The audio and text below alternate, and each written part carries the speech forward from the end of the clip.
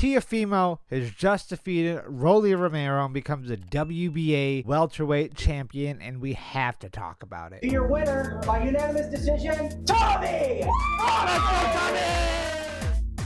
I was actually really excited for this fight. Undercard didn't care about at all, so I don't know how good the undercard was. Didn't watch it. I was watching brand risk because that's a better undercard and card together than the Teo Rolly card, which is really sad to say about traditional boxing right now. It's been a lot of misses with these undercards lately, more than hits. The main event itself, pretty solid fight. I don't want to say fantastic. I would probably rate it like on a scale of 1 to 10, like a 6, honestly, maybe a 5.8, something like that. Like, it wasn't wow, mind-blowing. Great skill shown, but entertainment wise it just wasn't there. And that doesn't mean I didn't enjoy it. I enjoyed it, but I was also exhausted. It was my son's first birthday party, so it was going from that to then clean up to then going to watch a main event at like 11 o'clock at night.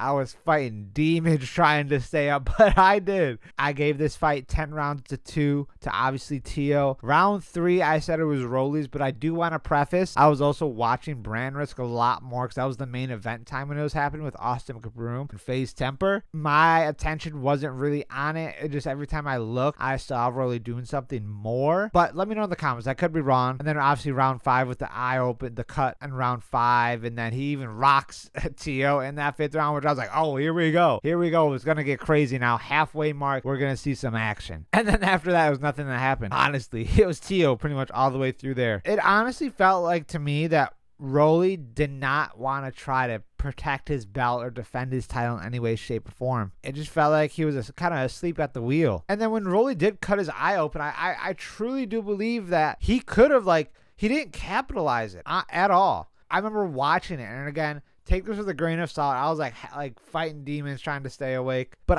I don't remember Rolly trying to capitalize on that moment. His eyes gushing blood. I get it in that round he did, but after that, he's like, oh man, I didn't get him that round. Well, not going to do it for the rest of the fight. It's 12 rounds. You got time, buddy. You should have started only throwing at that eye to open it up so much that it gets called off. Rolly was setting up that counter too in that first initial half of the fight. He was looking for that. Rolly was looking for that counter too, and he got it. Bam, right in the chin. Rocked Teo. Didn't go down, but Teo felt that, obviously. And he knew he could land it, but he never tried again. Again, the effort, it didn't feel like it was really there from Rolly. And then he wasn't listening to his corner at all. He was in his own world. Even the commentators kind of make fun of him. It just also it truly didn't feel like Rolly wanted to hit the switch in any of these rounds. Especially round 5, after that the blood from the cut was coming, he really should have kept going. He could have taken the fight. That was a big change in the fight. Then after that, nothing much. So, I don't know. But I will give a lot of credit to Teo. He had great combinations in there. Fundamentals always great. Really utilized that jab. But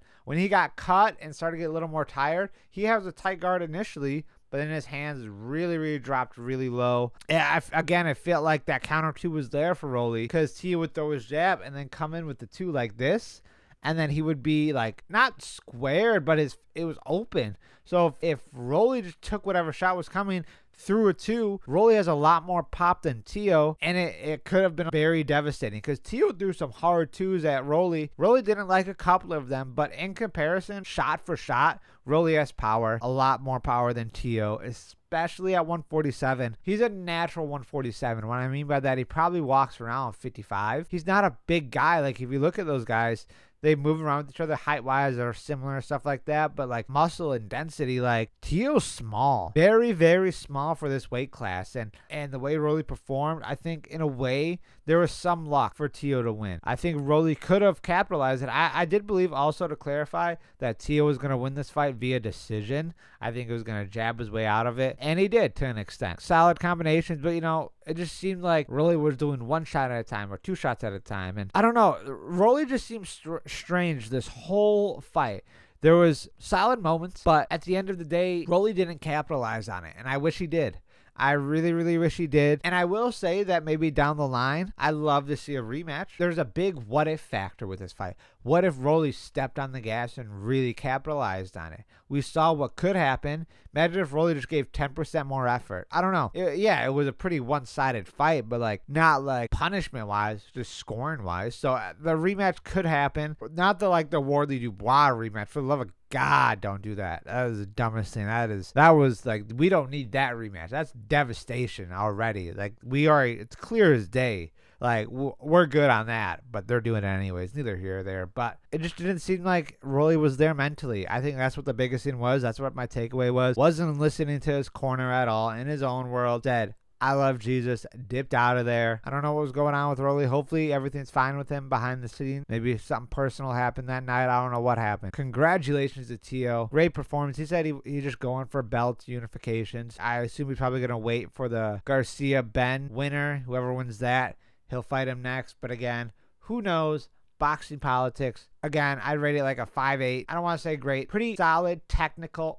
fight. I will say that. Entertainment-wise, wish it could have been a little more. Wish Rolly stepped on the gas a little bit more, but I could be wrong. Let me know what you guys think in the comment section below. What was going on with Rolly? How did Teo perform? Let's just talk about this fight in general in the comment section. Other than that, leave a like, share, subscribe, all that good stuff, and I'll see you in the next one.